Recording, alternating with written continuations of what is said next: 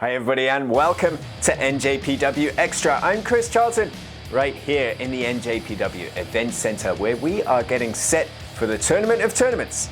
G1 Climax 33 starts this weekend, July 15th and 16th in Hokkaido, live in English and completely free on NJPWWorld.com before we get into the grueling month-long tournament. And we're also coming off incredible events on both sides of the Pacific, starting with Forbidden Door and then the two-night extravaganza that was Independence Day presented by NJPW Strong. Let's take a look at those events right now.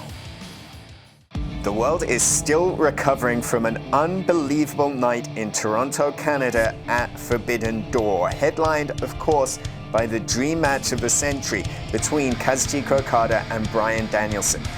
An electric atmosphere greeted these two men in the Scotiabank Arena in Toronto, and it was a war for the ages, won incredibly by submission from Bryan Danielson despite a broken arm that put the Rainmaker into a rare position of having to tap out for the first time in his career since 2015. How will Okada bounce back? We'll find out in the G1 to come. But perhaps getting all the conversation out of Forbidden Door was, of course, Will Ospreay and Kenny Omega. A match for the ages, a match that was brutal, violent, and bloody, but a match that saw Will Ospreay come out on top, albeit with the aid of Don Callis. Now reunited with the IWGP United States Heavyweight Championship, Will Ospreay is well on his way to achieving his goal of being at the top of New Japan, and for New Japan to be at the top of the world come Wrestle Kingdom 18 on January the 4th, 2024 in the Tokyo Dome. But speaking of viciousness and violence, that was on full display July 4th and 5th in Korakuen Hall.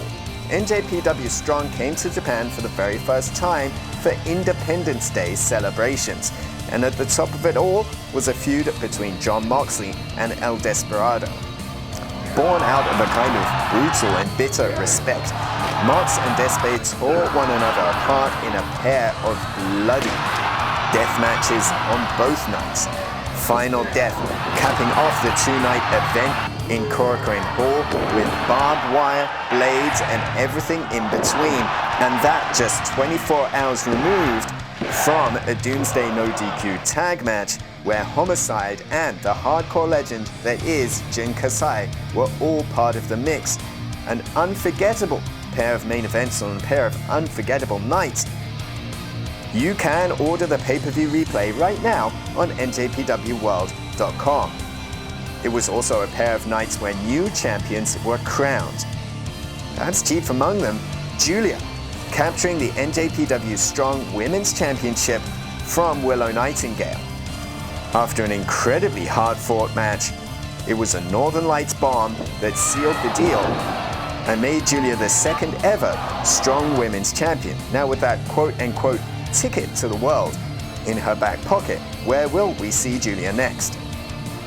Eddie Kingston also captured Strong Gold at Independence Day, also using a Northern Lights bomb to do it, but defeating Kenta in an emotional roller coaster that saw Eddie live his dream of winning a championship in the hallowed grounds of Korakuen Hall.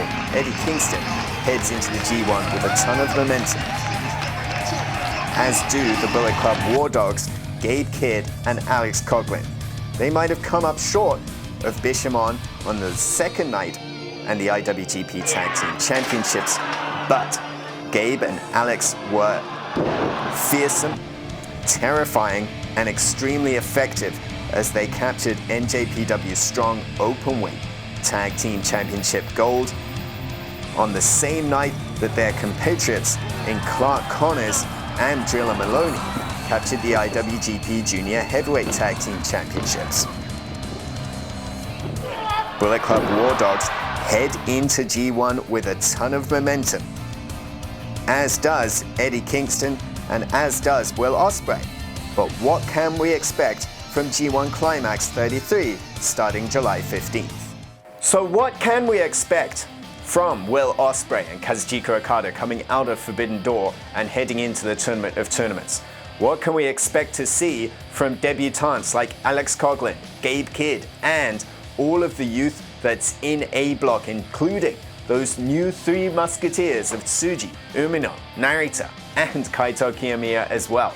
What can we expect to see from new champions like Eddie Kingston?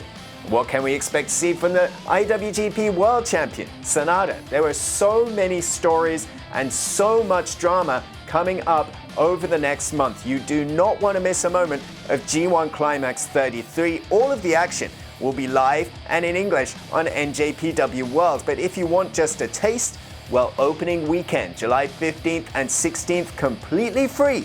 No sign-up needed to get a start of the very best action on the planet. We hope to see you there and across Japan for G1 Climax. Until next time we meet, go kigenyo, sayonara.